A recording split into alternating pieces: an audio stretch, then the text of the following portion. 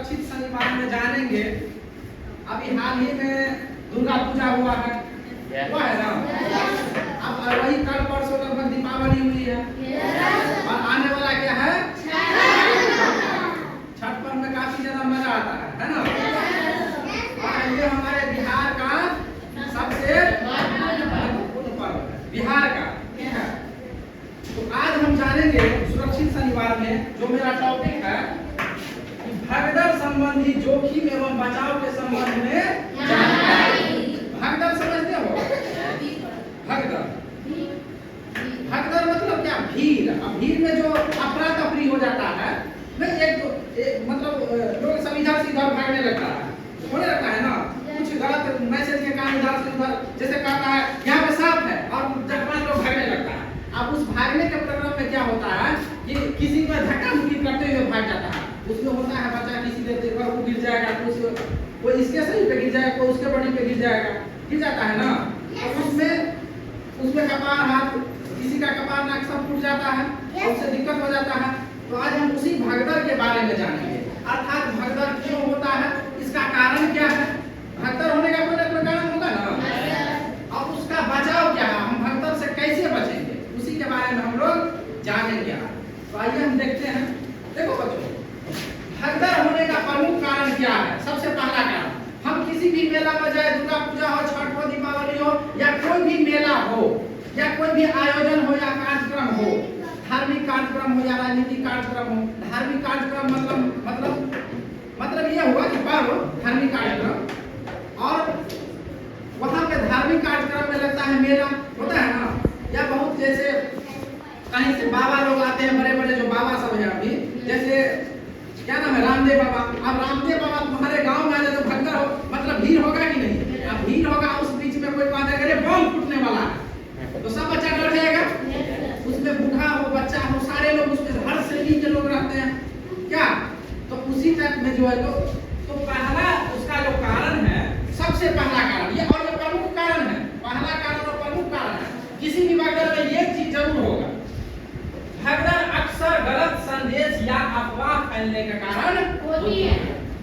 गलत संदेश अर्थात अब हम 10 को बच्चा ऐसे देख रहे हैं, कोई बाबा यहाँ पे अपना धार्मिक कार्यक्रम बाबा सब बता रहे हैं, या कोई नाच हो रहा है, या कुछ भी हो रहा है, कोई कार्यक्रम हो रहा है। अब हम 10 को ऐसे बैठे हैं, आज कोई कहता है सब ऐसे पूछा, अब सब यहाँ से भागने लगेगा कि नहीं।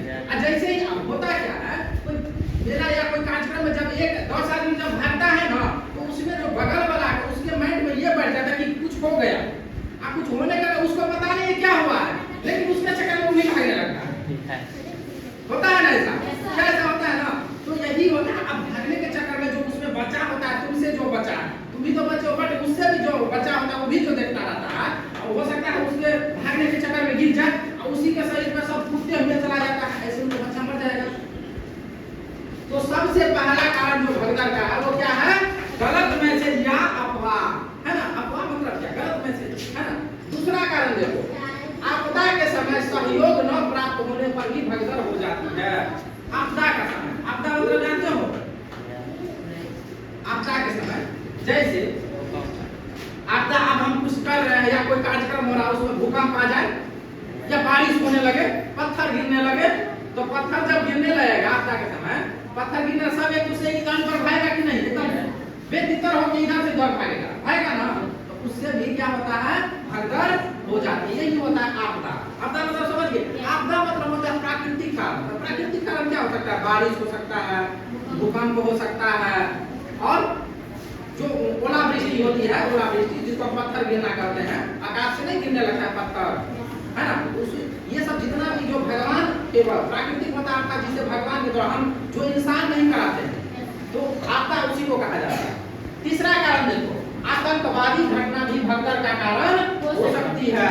आतंकवादी समझते हो, टेररिस्ट, जो किसी के जान, अर्थात जिसको भावनाओं में कोई भावना अपना अंदर में, किसी को बंदूक से ठोक के चल जाए, किसी को काट के चल जाए, किसी को रेत देगा, किसी को मार दे, वही होता है आतंकवादी, जो हमारे देश के बराबर अटैक करता है ना। आतंकवादी सुनती होगी तुम लोग, जम्मू कश्मीर में कितना आतंकवादी होता है ना।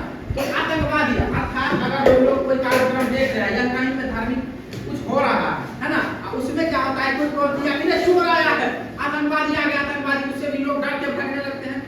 तो उससे भी यही एक कारण है ना इस भगदड़ होने का।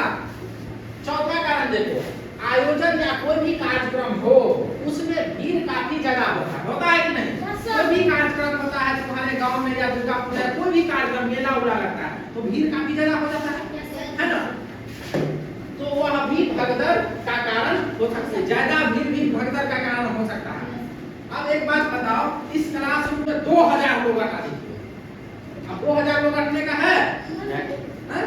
नहीं है, तो बहुत से बहुत हम 1000-1500 लोग हम हटा देंगे किसी तरह, लेकिन आप कहेगा आप 3000 हटा दीजिए, तो 3000 हटाने वाली बात। तो एक ये भी कारण है कि जो जहाँ पे हम कोई कार्यक्रम करा रहे हैं उस कार्यक्रम में जो जगह है वो जो भीड़ जितना होता है उसका कारण, जो भीड़ का कारण जो मतलब भीड़ जो लगती है वहाँ पे उसका काफी ज्यादा मात्रा में जितना आदमी हो उतना ही आदमी को उसमें अंदर आने देना चाहिए, या कोई भी कार्यक्रम जितना आदमी उसमें अंदर नियंत्रण में रह सके, है ना?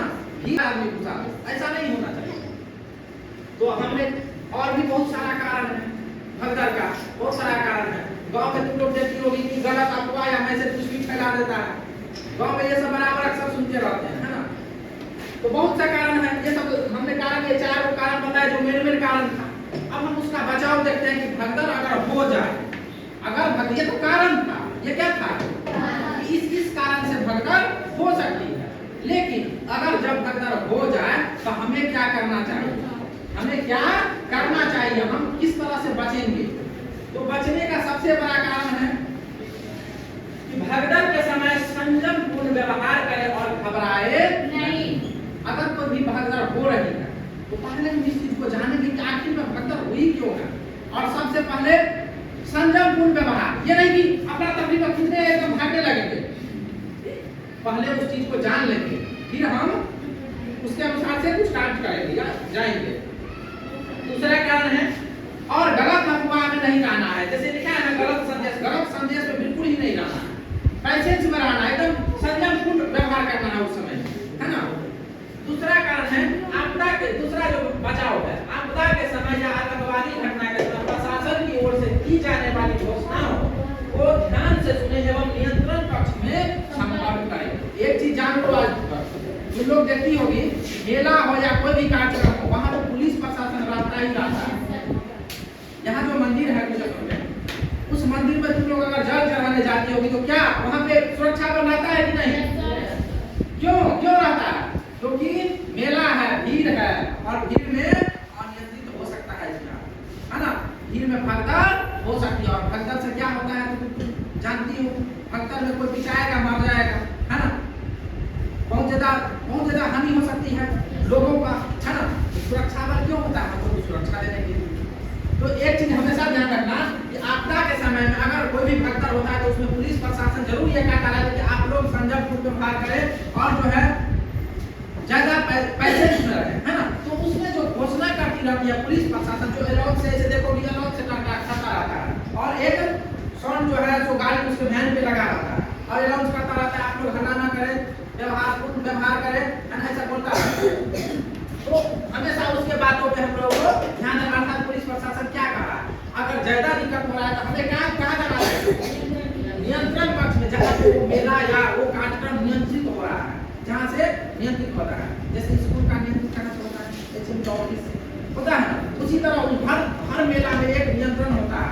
उसमें मेला सब में स्वयं सेवक होता है ना, गांव के ही कुछ जो अच्छे व्यक्ति होता है उसका स्वयं सेवक बना दिया जाता है ना, कि आप लोग जो है जो यहाँ पे जो कार्यक्रम होगा उसमें अपना घूमते फिरते रहेगा, कोई भी अनियंत्रित जो अव्यवहार पूर्ण हो उसको हटाइएगा, यहाँ से दूर कीजिएगा, है ना? कहता है कि तुम्हारे गाँव में मेला रखा होगा उसमें रहता है ना वॉलंटियर, रहता है ना, ऐसे यहाँ पे वो पर्ची लटकाया रहता है मेला का, ऐसे स्टिक लेकर घूमता रहता है।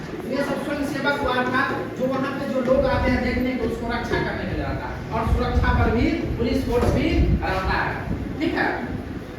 तीसरा है आयोजन स्तर पर उसकी क्षमता के अनुसार ही लोगों को आने की अनुमति देना चाहिए। बात हम बता दिए, बताया कि नहीं कि कोई भी आयोजन स्थल हो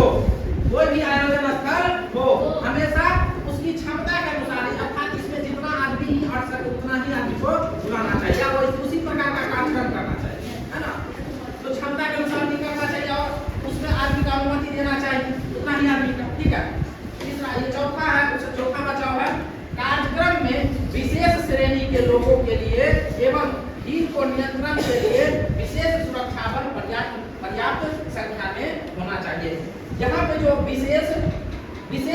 श्रेणी के लोग, विशेष श्रेणी मतलब समझती हो?